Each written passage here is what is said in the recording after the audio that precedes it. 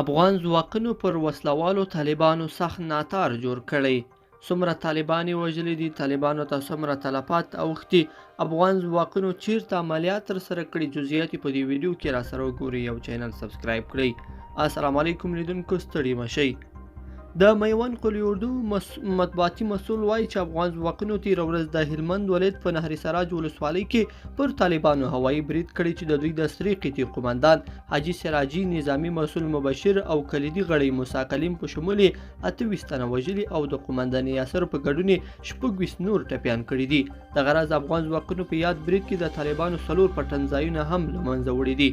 بلخوا ملي دفاع وزارت وایي چې افغان ځواکونو په تېرو 40 ساعتونو کې په ننګرهار، لغمان، روزګان، کندهار، فراه، بلخ او هلمند ولایتونو کې 140 طالبان وژلي او 104 نور ټپیان کړي دي. دغه راز د افغان ځواکونو د انجنیري څانګې مسؤلینو د طالبانو 11 کړۍ ماینونه هم کشف کړي دي.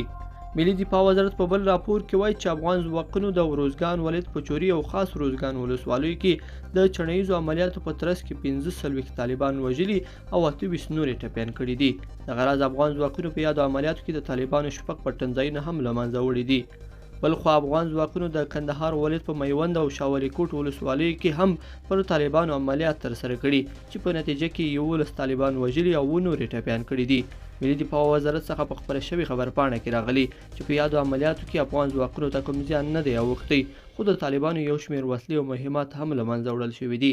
لیدونکو، په دې هیله چې دا مطلب به مو تر پایه راسره لیدلی وي، که مو دغه ویډیو خوښه شوې ویډیو لایک کړئ او چینل سبسکرایب کړئ. تر بیا ښه وخت.